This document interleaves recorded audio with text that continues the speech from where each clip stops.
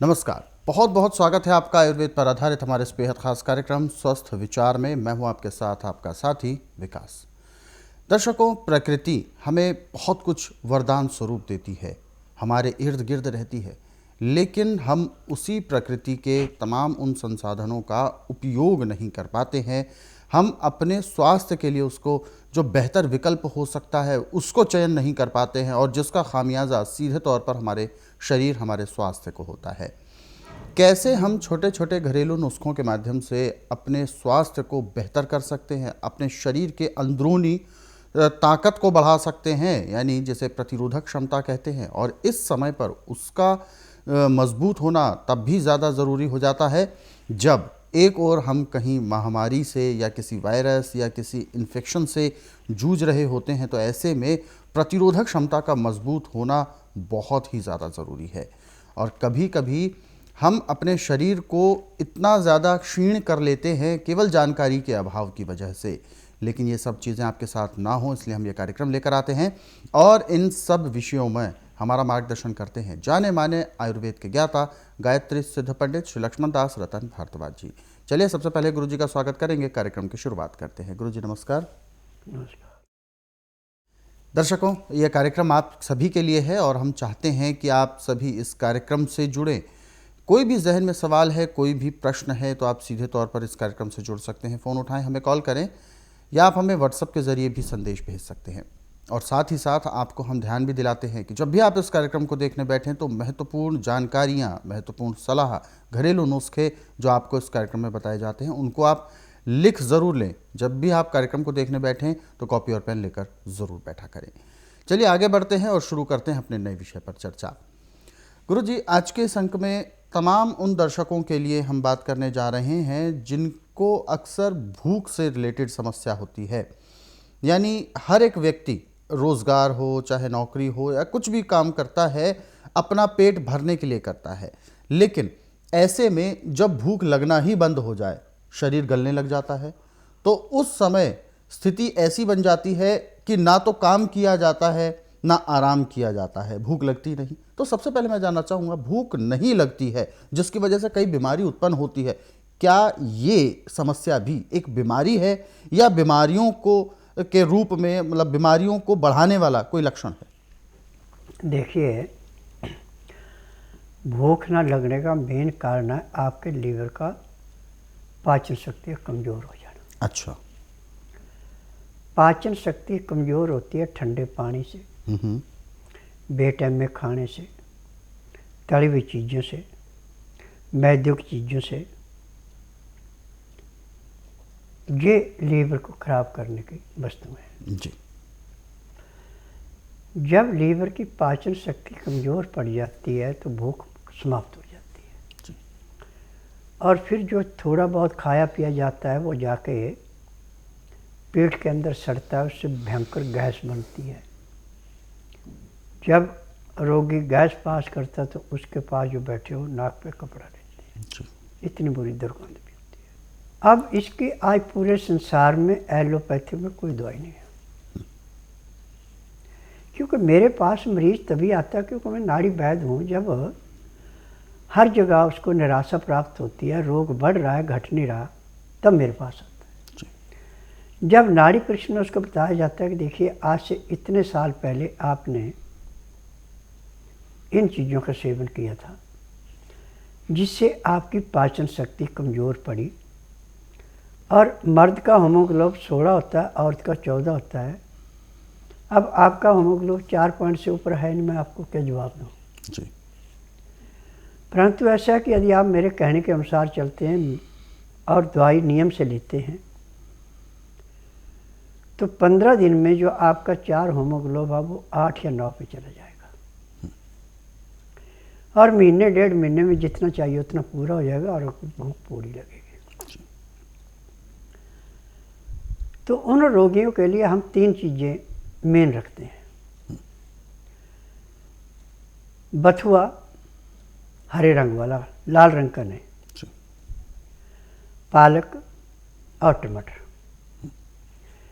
ये तीनों चीज़ों को, टमाटर पका हुआ लेना, कच्चा नहीं लेना, बारीक काट के उसमें हल्का सा काला या सिंधा नमक और अजवाइन, जीरा, काली मिर्च पीस के चुटकी भर डालते हैं, ज़्यादा टेस्ट नहीं देते। और इसको या तो मिट्टी का बर्तन हो तो सोने पे सुहागा, नहीं तो पीतल का बर्तन हो जिसमें कलाई कर रखी है, जिसमें ढक्कन लगा के धीमी आंच पे कम से कम 1 घंटा उबालना। 1 घंटे के बाद ये सारी चीज़ें गल जाएंगी।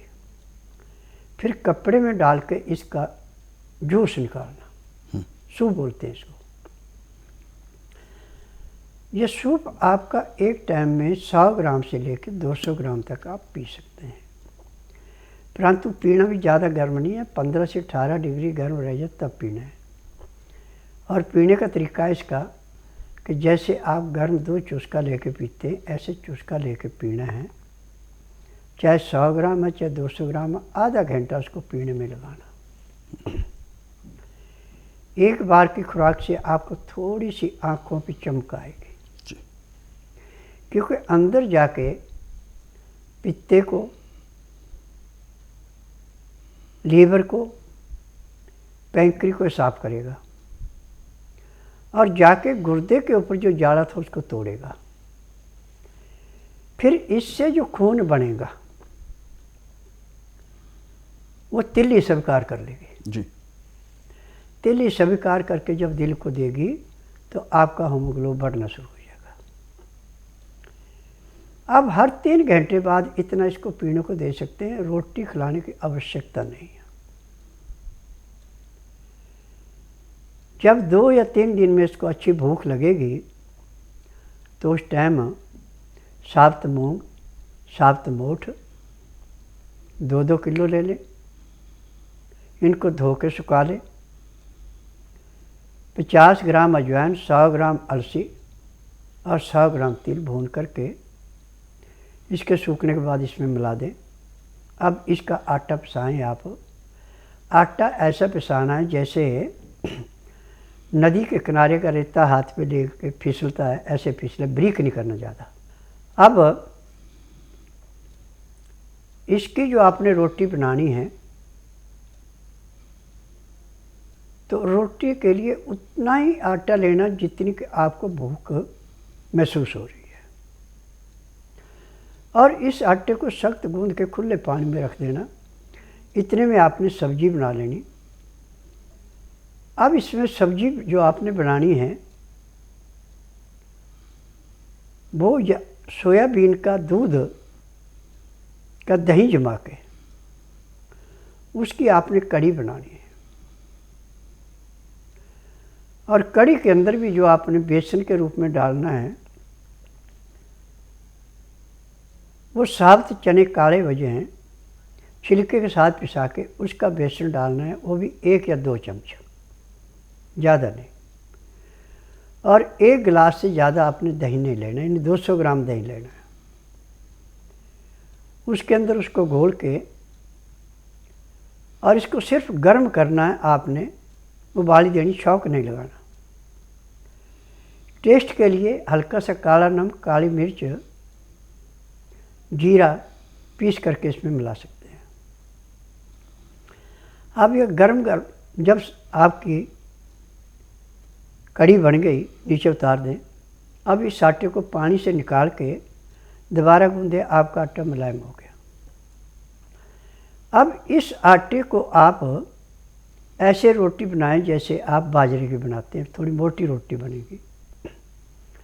और रोटी को अच्छी तरह सेक करके थाली के अंदर डाल दें और ऊपर से कढ़ी डाल दें। अब आपकी रोटी ये गल जाएगी। रोटी जब गल जाएगी तो इसको अच्छी तरह मसल के जैसे सूप पीते ऐसे पीने की शक्ल में बना लेनी। अब इसमें आपने रोटी खाते समय या सूप पीते समय 1 गिलास गर्म पानी में लहसुन, प्याज, अदरक का रस निकालना। तीनों चीज़ों को पीस के रस निचोड़ के पानी में डाल दो, बाकी जो कचरा वो अपनी कढ़ी के अंदर मिला के खा लें। अब 1 गिलास पानी पीने में और अपने इस खाने खाने में 1 घंटे का समय लेना। पहले 1-2 घूंट जो आपने इसको मसल करके सूप के रूप में बना रखा है इसके पीने, फिर 2 घूंट पानी पीना, फिर 2-3 घूंट सूप के पीने, फिर 2 घूंट पानी पीना। पानी पीने में, खाना खाने में आपने पूरा 1 घंटा लगा देना। उसके बाद दांतन कूड़ा करके 5 मिनट के लिए वज्रासन बैठ जाए। 5 मिनट के बाद, ये दिन का समय है तो कम से कम 10 मिनट आप घूम लें, फिर शवासन लेट जाएं। 20 मिनट के बाद आप बाएं साइड करवट लें, 3 मिनट के साथ दाएं साइड करवट लें। अब उठ करके जो भी आपने कुछ करना उसको करें। आपके शरीर के अंदर इतनी चुस्ती आएगी जैसे आप 8 घंटे की निंद्रा पूरी करके उठे। और ये खाना दिन में आपने 10 बजे तक खा लेना। रात्रि का खाना आपने दिन अस्त होने से घंटा 1.5 घंटा पहले खा लेना। तरीका वही है जो सुबह का है, परंतु इसमें वज्रासन से उठ करके आपने कम से कम आधा घंटा सैर करनी है। उसके बाद आप 1.5 घंटा विश्राम करेंगे। उसमें चाहे आप धार्मिक सीरियल देखें, चाहे धार्मिक किताबें पढ़ें, चाहे परिवार से बातचीत करें, चाहे रिश्तेदारी में करें, चाहे अड़ पड़ोस में करें। ठीक रात 9 बजे सो जाएं। सुबह 4 बजे आपके पेट में ऐसे अलार्म लगे जैसे घड़ी में लगता है। एकदम आपका पेट ऐसे साफ होगा जैसे सिर से बोझ फेंकते हैं। उसके बाद आपको बाथरूम आएगा, फिर दांतन कूड़ा करके हाथ मुंह धो के आधा घंटा कपालभाति, 15 मिनट भस्त्रिका, 8-10 बार अग्निसार, 15-20 बार उज्जयी, 25-30 बार ब्रह्मणी, 1 घंटा लोन विलोन करना अति आवश्यक है। अब इसके पास यदि आपके पास टाइम है तो 2-2, 4-4 मिनट मंडूकासन, पवनमुक्तासन, गौमुखासन, शवासन, सर्वांगासन, हलासन, शीर्षासन और बटरफ्लाई कर लें। तो जो आपका होमोग्लोब 4 या 5 पॉइंट था, वो 1 महीने में मर्द है तो 16, औरत तो 14 पूरा हो जाएगा जी। अब जो डॉक्टर आपका उपचार कर रहे थे वो आपसे पूछेंगे कि आपने कौन सा टॉनिक खाया, तो आप उनसे सीधा जवाब दें कि हमने आपका कोई टॉनिक नहीं खाया। हमने स्वस्थ विचार में प्रोग्राम देखा था।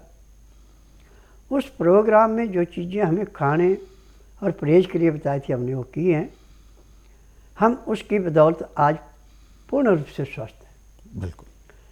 और ऐसे में मैं डांके की चोट पे कहता हूँ कि आज पूरे संसार में एलोपैथिक में सिर्फ बिजनेस है, किसी रोग की दवाई नहीं बनी। जहाँ पे आपको तकलीफ और संग को सुन कर सकते हैं, रोग नहीं काट सकते। प्रेशर करके रोग आपका बढ़ सकता है, कट नहीं सकता। ये मेरा रोज का अनुभव है, एक दिन का नहीं है, क्योंकि मेरे पास जो कट पिट करके मरीज आते हैं वो भी महीने में 100 से 150 मरीज होता है जी। उनका भी किसी का महीना, किसी का 1.5, किसी का 2 महीने इलाज होता है और पूर्ण रूप से स्वस्थ होते हैं। उसके बाद जिसके मन में किसी के प्रति प्रेम है वो इंटरव्यू भी देता है कि मैंने ऐसे ऐसे काम करवाए और मेरे कोई परेशानी हुई और यहाँ आके आज मेरे को जीवन दान मिल गया जी। स्वस्थ विचार एकमात्र आश्रम ऐसा है जिसमें जड़ी बूटियों से और खान पान से उपचार होते हैं। इसमें किसी किस्म का केमिकल नहीं मिलाया जाता। यहाँ पे जड़ी बूटी, पेड़ पौधों की छालें, पत्ते, फल फूल, इनसे उपचार होता है। रोग के अनुसार किस चीज़ को कितनी मात्रा में किसको देना और नाड़ी परीक्षण के बाद पता लगता है। तो इसी करके मरीजों को कहता हूँ कि जब तक आपका नाड़ी परीक्षण न किया जाए तब तक मैं दवाई टीवी के माध्यम से नहीं बेचता, क्योंकि वात, पित्त और कफ जिस पे हमारा शरीर चलता है, यदि इसके बारे में आपको पता नहीं है कि कौन सा बढ़ा कौन सा घटा और दवाई देते हैं तो इसमें सिर्फ बेइज्जती करवा सकते हैं, रोग नहीं काट सकते। परंतु नाड़ी परीक्षण के बाद जब दवाई दी जाती है तो जिस दिन रोगी आता है उसी दिन रोगी को 10 से 15% आराम भी मिल जाता है। मैं दिलीप सिंह, ये मेरा बेटा अमितपाल सिंह जी, फतेहनगर से हम आए थे। ये टीवी में आप इनकी ऐड देखी थी स्वामी जी की, और उसके बाद हम इनके पास आए। इससे पहले ये दिनों दिन ये कमज़ोर होता जा रहा था, खाता पीता कुछ भी नहीं था। डॉक्टर के पास लेके गए थे और उन्होंने इनको मतलब कि इसको थोड़ी कोई प्रॉब्लम थी कुछ, उन्होंने होमोग्लोबिन का चेक करवाया, होमोग्लोबिन का कम था, तो उन्होंने कहा कि इसको थोड़ी प्रॉब्लम है, इसको सांस की थोड़ी प्रॉब्लम थी, इसलिए मतलब दवाई दी हम, और लेकिन दवाई से हमें कुछ इतना फ़र्क नहीं पड़ा। उसको फिर हम टीवी में इनकी ऐड देखी स्वामी जी की, तो हम यहाँ पे आए।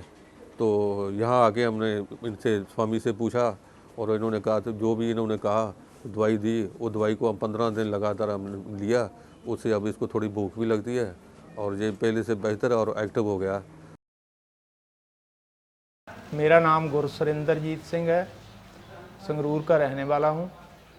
मेरे को डिस्क की प्रॉब्लम थी 1.5 साल पहले की, दोनों टांगों में दर्द शुरू हो गया था। एलोपैथी के डॉक्टरों को चेकअप करवाया, एक्सरे वगैरह किए, उन्होंने रिपोर्टें वगैरह ली, तो वो बोलते थे कि ऑपरेशन ही इसका समाधान है। मैं बाथरूम तक भी नहीं जा सकता था जी। मैंने टीवी पे बाबा जी का प्रोग्राम देख करके यहाँ पता किया, आकर के दवा ली।